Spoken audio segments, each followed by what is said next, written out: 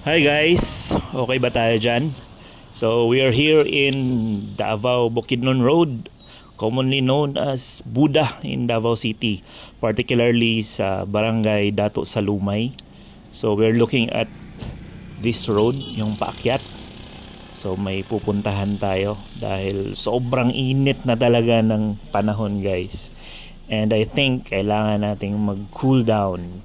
So may hahanapin tayo. So tara, puntahan natin para makita natin kung anong nandun. So binaybay natin yung daan, yung nakikita nating paakyat, and then hindi tayo dediretso. We are turning left. So ang hinahanap natin, itong Amaras Farm and Hidden Creek. Continue for 1.5 kilometers. Diba? Narinig nyo yun? 1.5 kilometers. So, baybayin lang natin yung daan. Medyo may mga inaayos pero okay naman. So, madadaanan natin yung Tanawin Resto Bar. So, medyo pababa yung daan. And then, dire-diretso lang hanggang sa dulo ng walang hanggan. Hindi. So, we are turning left na naman. Nakikita na natin. Okay. Amaras Farm and Hidden Creek. So, turn left. And then guys, kailangan nyo mag-stop dito after the entrance. Kasi you have to pay 50 pesos for the entrance. That's for day tour only, no? And then after that, so dire-diretso na tayo dun, pababa sa kailangan nating puntahan. Ayan siya. So, okay naman, madadaanan naman ng all kinds of vehicle. Kahit na medyo malapad na vehicle, pwede pa naman makapasok hanggang dun sa kanilang parking area. So, basically, it's a farm. And then, may mga accommodations naman sila for big groups. And then, meron din silang accommodation para sa mga, for family or for day tour. So, yung gagawin natin dito, magdi-day tour lang tayo. Kasi medyo, na rin ito hapon na. This is around 2 p.m. And naririnig na natin yung mga crickets. So, by the way, yung 50 pesos, that's per person, no? So, ito yung isang accommodation nila na good for 2,000 pesos ang overnight. So, dire-diretso lang. May mga madaanan tayong bridge. Kasi, hahanapin natin yung Hidden Creek. Ayan. So, nakatago talaga siya kasi hidden eh. Pero meron siyang mga cottages for day tour para sa mga maliliit na groups. Ayan na guys, we're here. So welcome to Amaras Farm. Drum roll please. Yan ang Hidden Creek. So it's really a fresh water. So meron siyang water source na galing sa medyo mataas na part. And then magda-drop siya dito sa ginawa nilang pool. So since fresh water siya, so green yung green yung water. Wala itong chlorine na treatment. Ayan, so safe na safe ito. So para ka lang naligo sa mineral water. So may mga parts siya na medyo malalim, mga nasa 4 to 5 feet. May mga parts din na for kids. But okay naman siya. It's very safe to swim. Ayan. For further information guys, change language muna tayo. Kasi wala tayong subtitle eh. Ayan. Yan yung itsura ng creek. We're here at Amaras Farm sa ilahang Hidden Creek. So it's fresh water gikan dito sa katong iyahang tubod. So fresh water siya. Then ang excess water nalon siya diri nga part. Diri siya nagadiretso. And then meters lang ang iyang exit going dire. Yung area. Ano siya? So, dili siya nagapundo ang water. So, it's really fresh and very, very cool. Ito yung top view ng pool, guys. So, it's big enough to accommodate swimmers and tsaka yung mga maraming groups if ever. Pero sa ngayon kasi parang pinakyaw namin yung buong pool kasi kami lang yung nandito. So, ayan. Yan yung top view niya.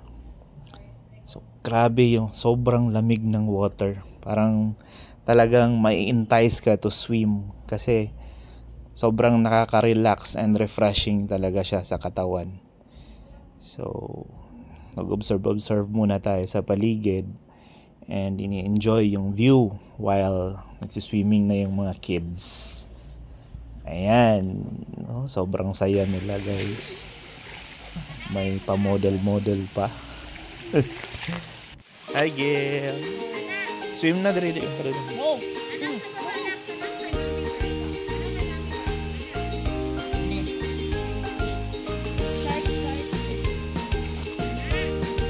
Wala man mo na basa imong buhok. At dahil guys, hindi ko na talaga napigilan. Buti na lang talaga dala ko yung short ko na pula. Ayan, so maliligo na tayo. Sobrang lamig ng water. Nainggit na ako sa mga kids kaya sumama na rin ako. Naligo na rin ako, guys. Grabe, sobrang sarap ng water. I think kung medyo pagod ka in a week of work and then i-dip mo yung katawan mo dito, makaka-recover ka talaga. Sarap ng recovery. So, it's really a recommended place if you are a nature lover and gusto mo yung mga ganitong klase ng pasyalan or resort. Highly recommended talaga yung Amaras Farm and Hidden Creek. Sobrang lamig ng water. Ang sarap talaga mag-swimming, guys. Na-enjoy talaga namin. Even my mother nainggit na rin. Sumama na rin siya sa amin. So, magsiswim na yan. Pero I know, masyadong lamigan yan. Hindi yan magtatagal. Aalis yan kaagad. Mark my word. Ayan, no. So, dun banda sa may, kung saan dumadaloy yung water, medyo mabato yung part na yan. Pero pwede naman siyang akyatin. Kaya yung mga kids, parang gusto nilang umupo. But, it's around shoulder deep. So, I am 5'8".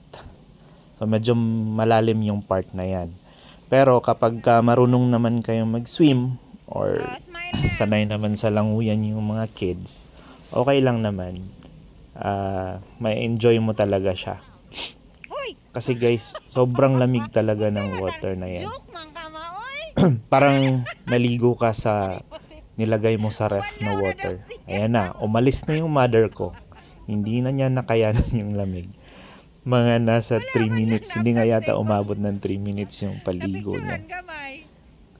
So, yan. So, mag-enjoy yung family nyo dito. For an entrance fee of 50 pesos, sobrang sulit na yan. Simula umaga hanggang hapon kung gusto nyo. For a day tour. And then, if gusto nyo sulitin, then you can have your overnight. Nasa Facebook naman sila. May Facebook page naman yung Amaras Farm and Hidden Creek.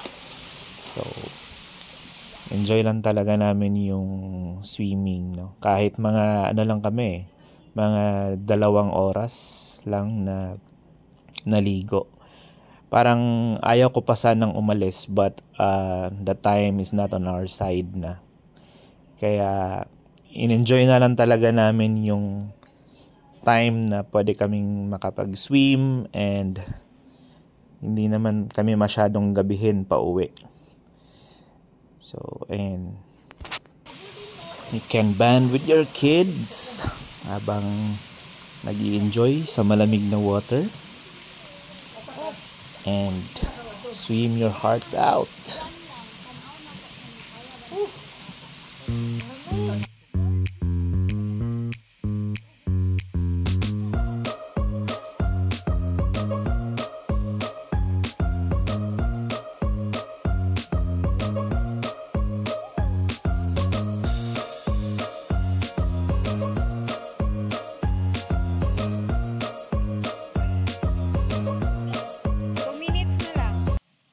Ayan, no? Sabi ng referee namin, last 2 minutes na lang daw. So, ayan. Last 2 minutes. So, ayan. Bilisan nyo na yung paliligo. Last 2 minutes na lang. Last 2 minutes. So, ayaw pa sana namin umalis kasi sobrang na-enjoy namin yung paliligo dito. But, syempre, ganun talaga. Kapag gumagala ka, kailangan mo rin umuwi. So this is around 1.5 to 2 hours away from Davao City, downtown Davao City. So baybayin nyo lang yung Davao Bukidnon Road. And right turn kapag dumating na kayo sa may barangay Dato Salumay, yung pinakita nating daan kanina. So paakyat lang yon, and then makikita nyo talaga kasi meron naman sa Google Maps or kung ano yung mga apps na ginagamit ninyo like Waze, madali naman talaga siyang malocate yung place.